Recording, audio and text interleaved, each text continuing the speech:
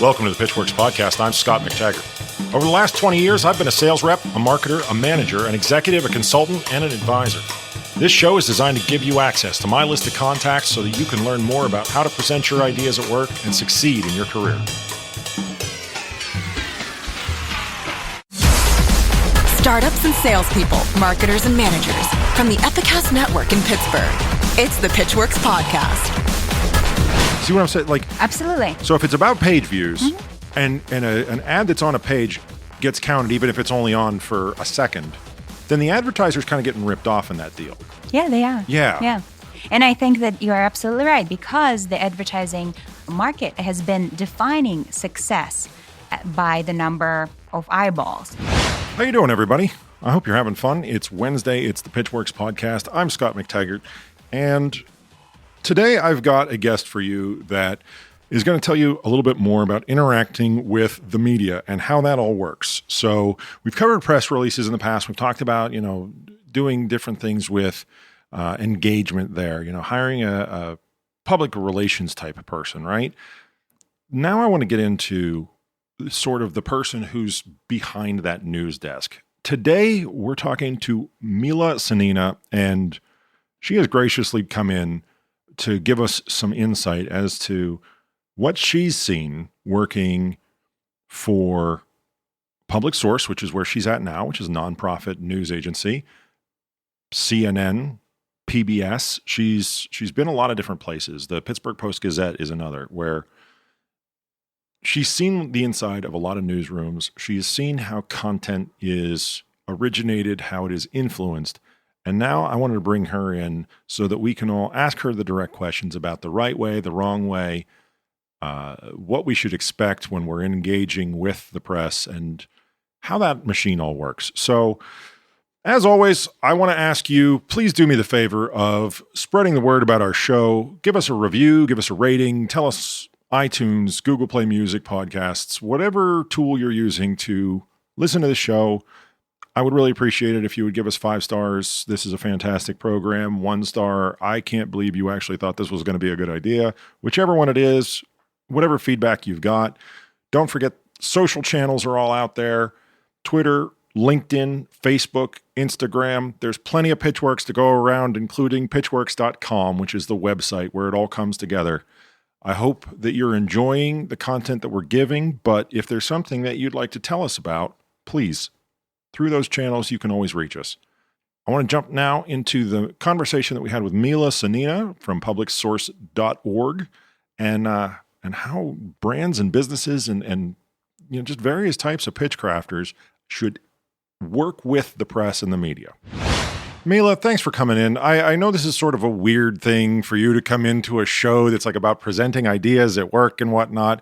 I promise all will be revealed. How are you doing today? Very well, thank you. If you wouldn't mind, give us an idea right now what you're working on. So right now I lead the organization called PublicSource, which is a nonprofit media organization that delivers public service journalism. We don't cover traffic, weather, or sports. Oh, no. That's like my whole morning jam right there. And it's specifically really public service and public interest journalism. We cover policy.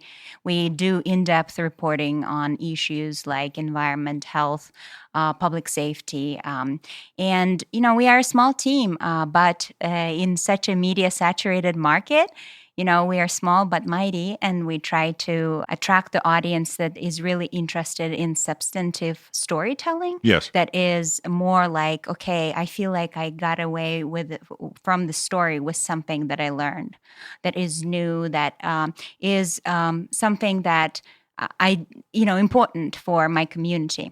You have to move in a way where you're basically telling people to settle in. You've got a long ride. You've got a long story to tell. Is that right? Do I have it right? It is right. And it's difficult in this world of short-termist news, right? That is very wiring our limbic system towards consuming more, and very like, oh, I feel like I have to know how many kids did Jennifer Aniston have, or whatever, Do you know? No, I don't. Now I need to know. Okay, well, short-termist, you are, Scot. Oh, no. Yeah. So, this, what we do is really, I would say, very different from what has been done, what has been going on with the news media in this internet age, because it's been very scale driven, right? It's all let's put out more. But, human mind, as much as it can be short-termist, like satisfy my quest right now. I have a new friend, and he calls it the microwave culture, right? Where it's like, yeah. I want to push the button, Yeah. and I don't even want to punch in 30 seconds. I want to have a button that says 30 seconds, Yeah. right? It's the microwave culture. Exactly. So, it almost like it's we are defining ourselves not against that, but we are attracting the audience that actually believes that, well, that's why I think the news as a word has become a pejorative term. Like, news is something very cheap and very fast moving. And in a way, when I worked at CNN, I hated Ted Turner by second month I worked there. Really? Because, you would go to work and you're like, it's just such a culture that is all based on, we got to fill out this format. Yeah. And it's not about substance. It's not about let's fill an hour that we have with the best content that we have. Can I interject something here? I think if I'm following your meaning, news kind of became a list of tasks that people are expected to accomplish, right? So let's go back to the ones you first mentioned, right? I need to know what the weather is. I need to know what the sports scores are. These are tasks, right? I'm checking this box. I'm checking this box. And you start to hate it, right? It becomes like a thing to do, and it's like it never ends. You never run out of work to do. Right. Am I right? Yeah, you are. And I think that, unfortunately, the newsrooms have become wired this way as well.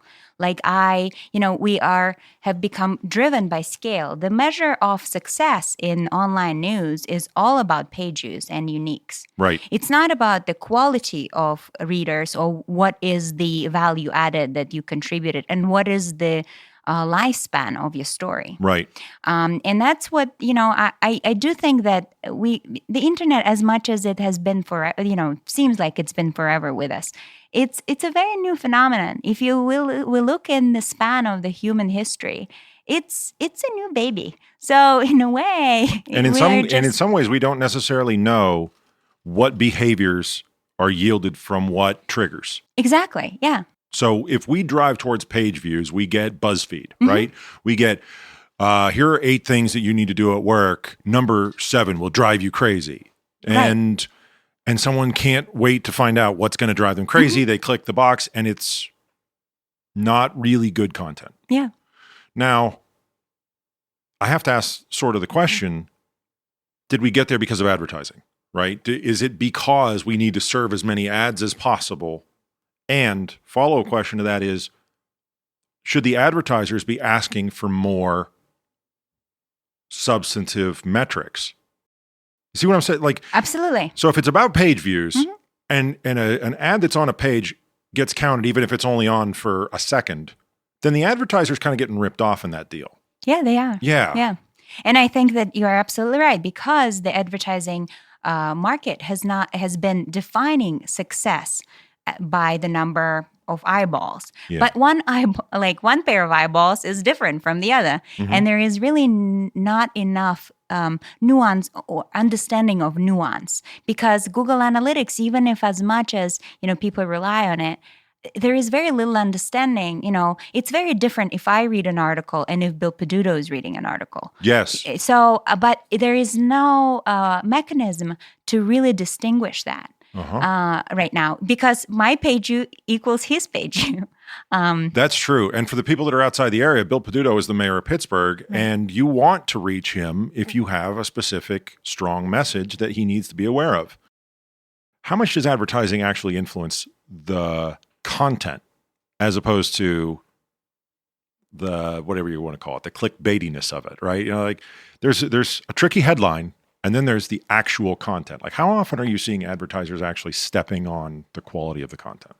I haven't seen that Thank at all. goodness.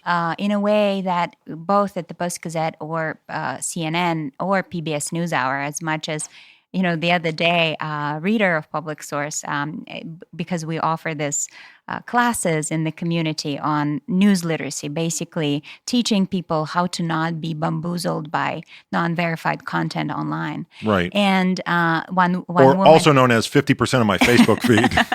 and one woman after the class came over to me and she goes like, "Oh, PBS NewsHour, their funders all like inform what they cover." And I said, "Well, actually, that's not true. Right. I worked as part of that team, and I've never heard from the funders.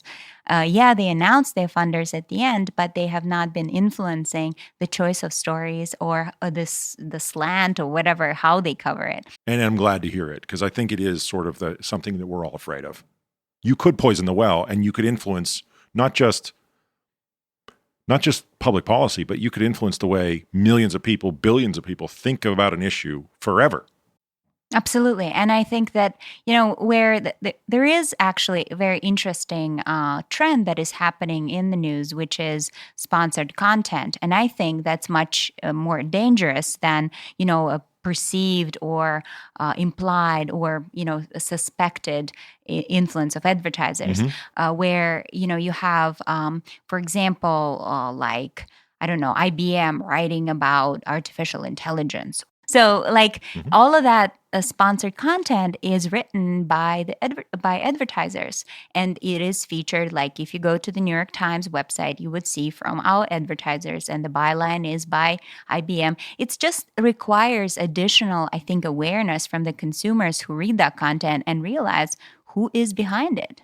Now, if I have a brand, right, and I want you to, I'm going to say this two ways. I'm going to say it the first way is I want to influence the way you portray me, right? Which is, I think, a more, that's the more public view of it, right? The advertiser or the brand that is not an advertiser is trying to influence coverage. But then the other way, if I am actually the brand, I'm going to say, well, I'm just trying to make sure you have all the information, right?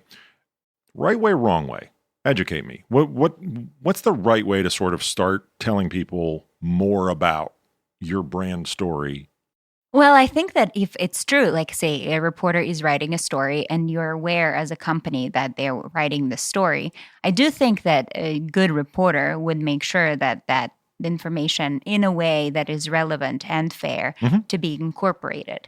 That would only be, it's actually interesting. I remember in one of the newsrooms I worked at, I as a reporter and as a journalist believe that there shouldn't be surprises for like brands or companies. When you're writing about a company, you should tell them that this is how I'm quoting or presenting the information. Do you how do you respond? Yes. Because I would hate for my sources or any company to pick up the paper and say, well, she didn't even ask me about this. And this is untrue. Untrue. It's unfair. So and for some journalists, it's like it raises eyebrows because they don't feel compelled to do that. Well, this is how I got it. But I feel like you have to solicit reaction from your sources. It's the fair way to portray a story. So as a company, I think it's really important to deliver that information. If you're working with a reporter on a story, and make sure that you understand as a representative of this brand that you have knowledge, and that this reporter might not be privy to.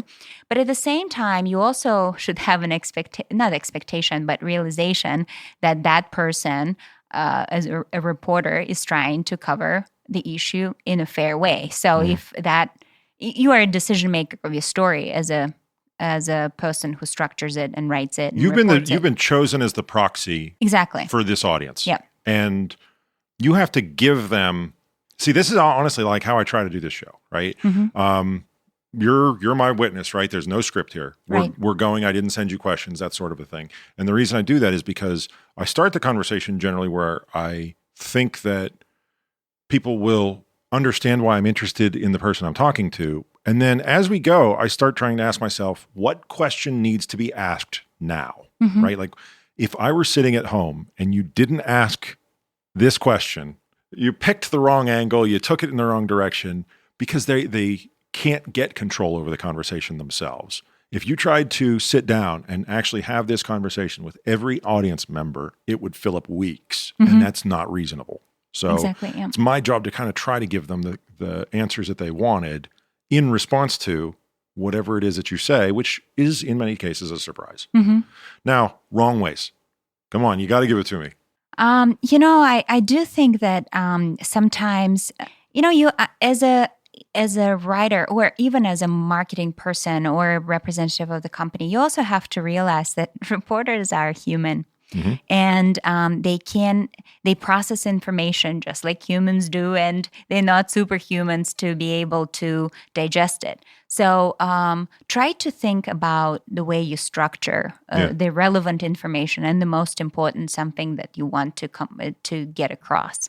That's very important. And also, when mistakes happen, and they do happen, a good reporter would correct them, and you should have that expectation of a good reporter. I think that's also important because I hear sometimes people sharing bitter feelings. Oh, I didn't feel like it was fair, or she did this mistake, and I always ask, like, why didn't you write an email to that person, or didn't try to connect with her or his editor in really requiring a correction?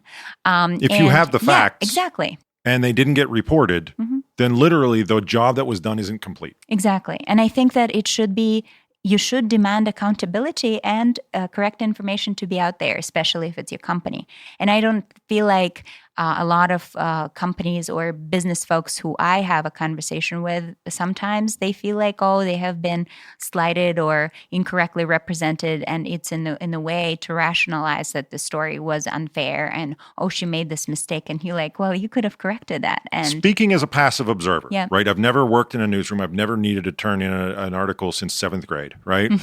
And it was really good. It was on flag burning. I think a lot of us assume that the company has a culture inside its four walls where the person who tirelessly advocates for the company will get the promotion, will get the positive feedback from the owners, the bosses, the powers on high. And as someone outside of that company, I tire of it quickly, right? Sometimes people try to start coverage. They send you a release and they say, here comes this new location that we're opening. Here comes this amazing new product that you can't live without. Are people really reading those? Yes, I think that if there are beat reporters who are concentrated on the area of your interest, they do try to, they read press releases. I do, but only the ones that are relevant to the things that we cover usually. Well, PublicSource has a different mission, right, exactly. like you said. Yeah, I mean, absolutely. But again, having seen and been educated the way you have, I have to ask that question because it seems like a lot of people want free advertising or they want coverage from that press release. Right. Well, and I think that there is something to be said about what to pitch and what to waste your time in composing a good press release, right? That could get response. And, there is the whole science about why certain things take off and why certain things don't, and how you pitch a good story. But I do think that people who cover tech or cover media or cover your area of that you are trying to market. But you should be you should know your audience and the reporters or people who cover that stuff. Right. Not just send a press release about a tech company that have nothing to do or is irrelevant to a police reporter. That you're not telling a story that they want to tell. Exactly. Yeah. And you're not telling it in such a way that they would take even a related interest in it. And it doesn't have, again, to go back to, what PublicSource's mission is, right? It doesn't even have a place. It's not woven into a larger tapestry where you say like, oh, okay, I see a pattern forming, or this is a trend in the marketplace. This is just please print my stuff. Yeah, exactly. Yeah. Pretty, please, mother, may I have some column inches, right? Exactly. Mm-hmm. I also have to believe that there are certain times when news is slow, right? And there are certain times when you should know not to even think that the beat reporter that you mentioned has any time, right? Take us through that. I mean, am I anywhere near sort of the right way of thinking? Oh, you are.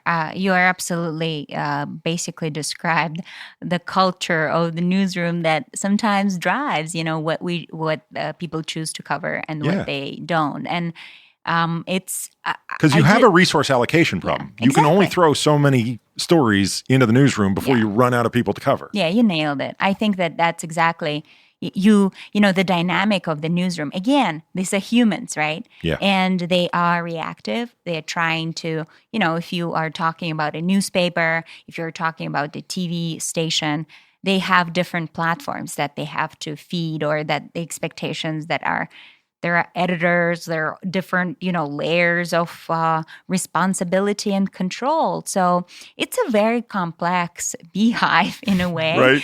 That, you have completely different reporters, right? For some, like I was talking to someone who works in the startup world, and he was saying, well, Mila, I actually tried to cater my press releases to every single reporter I send it to. I've actually heard people say this to me too. Yeah. So like I write, hi, Megan, I read your latest, article about this AI research. I think you might be interested in this, what I have to. So it's very time consuming, but it's very smart because you are recognized, because, in a way, the whole culture of a newsroom is very ego driven. Mm-hmm. And, there are extremes like at CNN and big national organizations where it's very diva driven world. So in a way, you stroke somebody's ego. No, because you've gotten to a point where it is, to a certain extent, like I'm the star of the show, and it's about ratings, about your face, your personality, your voice. Like when you get deconstructed to that level, I don't know that you can be re-put together any way but as a diva. And I mean that sincerely. Like that's a very hard life of a lot of rejection. Yeah, exactly. Yeah. So I will tell you what I hear when you tell me they write the releases the way they do. You don't want to admit that it works, but here's why it's okay. And I truly believe this. I preach that the reason you don't like being cold called by someone who doesn't pronounce your name correctly in the middle of dinner on like a faint connection, right? All of these things smack of low investment, right? Which means you didn't care about me picking this thing up. Mm-hmm. You cared about everyone having the chance to pick it up. It's a numbers game to you, and you didn't even spend a lot of money on it, right? Now, if you take 20 minutes, 15 minutes, 5 minutes, customizing them, and you say, Mila, I read what PublicSource just did on this recent phenomenon in Pittsburgh, and this may further illustrate the conclusion you came to in that story. Mm-hmm. $100 says you read the whole press release trying to figure out what they meant. Absolutely. Yeah. Absolutely. And I don't think that's a terrible thing, because sometimes it's not clear, right? You don't necessarily know why they thought you would be interested in it otherwise. Right. But that means a human touch and a real investment and a person with a conscience sitting there saying, let's write this in a customized way, and we'll show them how we think these two things are related. Exactly. It's like this, you can extrapolate this example to a job interview, right? Yes. Like when you are asking them, okay, why would you want to work for PublicSource? Like, what are the latest projects that really resonated with you? And if the person didn't even care to go to your website and read anything, okay. Now, tell me about PublicSource and specifically fundraising efforts and those kinds of things. How do you get the word out, and how do you do your donation drive? So it's a very good question, and for me, PublicSource is the first fundraising, or I would say this job is the first time I had to fundraise. Yes. So it's very new for me, and in a way, I have been witnessing it, have been a student of it, just because I was very interested in this new iteration of nonprofit media organizations, because I have arrived to a conclusion that journalism is public service, and its nonprofit framework makes sense. Mm-hmm. So to me, we have been experimenting with it only infrequently. Right now, we have just recently finished our first drive. So because PublicSource has gotten its 501c3 in November of 2015. Congratulations. Thank you. We have been, very new to this. I got a really sweet T-shirt out of the deal. I did. Thank you, Scott. Thank you for supporting PublicSource. Did I tell you the story where I went to Cleveland and I was wearing it? And somebody was like, why are you telling stories in Pittsburgh? Because that's what it says, is like, we tell great stories about Pittsburgh. Yeah. I was like, yeah, sorry, wrong town. That's fantastic. Spread the word. Apparently was. Actually, recently on Twitter, somebody said, "Oh, I wish PublicSource existed in Cleveland, like telling stories for a better Cleveland." I'm taking credit for it. Yeah, I planted that seed. There must be a connection. They were like, "Who was that big-headed Mick wearing that PublicSource T-shirt?" But the fundraising drive was the first drive, and actually, it's been interesting for us to experiment with it, because for us, online outreach plays a big role, but it's also, you can see that real time and real life connections really go a long way, Mm-hmm. and and our outreach efforts just started, right? A lot of people don't know about PublicSource, so we have to go out of our way to imagine events where we could meet people and make this human connection. But, there have been a few blog posts people have written or that have done some of fundraising for us. But, it's all like with Trump's administration, people actually have been, and John Oliver, saying ProPublica, you should support local journalism, you should support public service journalism and all of that. That has all been helpful. Yes. In a way, for us, it has generated members that we have never had, or that have never felt compelled to help PublicSource. Mm-hmm. So, timeliness, we have crafted messages that exactly talk about the importance of free press and what kind of role it plays in democracy. Literally the only job mentioned in the Constitution. Yeah. Literally the only one mentioned in the Right. American Constitution is journalism, because it's that important. Right. You need to make sure you have the latest information. Mm-hmm. Now, I can't take credit for participating in your fundraiser. It was producer Buzzy, that told me. He said, "You got to read this place." And I was like, okay, I'll read it. And Thank you, Buzzy. yeah, good job, Buzzy. If it's of any use to you, right, I think we should probably tell people where they might be able to go, take a look at PublicSource, and then I'm going to specifically ask them, to consider donating to PublicSource while we've got you here and while we're talking about it. So you're at publicsource.org, correct? Right. Just like it sounds. Mm-hmm. And then I would say give it a chance from the position that this is not the sensationalized version of the news. This is not people trying to sell you a paper. These are, again, a resource, and it is a nonprofit resource. And I've enjoyed, reading it. I appreciate the fact that you're here. So Thank you.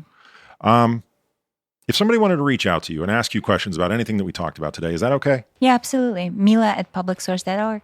Thank you. Thank you so much for coming in. I enjoy the insight that you bring to helping us to understand with news media and helping us to basically bring it down to our own level. I think a lot of times we try to learn it from a distance as opposed to just asking someone who knows. We need our own reporters for this, right? So yeah, thank you very much for coming in. It's my pleasure. All right, unfortunately, that's all the time we've got for Mila. I talked to her for like another 20 minutes after she left the studio. Just a great conversationalist and a lot of interesting information. Good insight into how people that do what we do should be talking and working with journalists, reporters, the news media, that type of thing. Take care of yourself in the meantime. I'll catch you in about 7 days. The Pitchwerks podcast comes to you from Pittsburgh, Pennsylvania, a production of the Epicast Network and McTaggart, LLC. Engineering and production by Buzzy Torek and Nick Miller. For more information, show feedback, and ad sales, visit pitchwerks.com. pitchwerks.com. On social media, find and follow the show on Twitter, LinkedIn, Facebook, and Instagram using that same brand name, pitchwerks.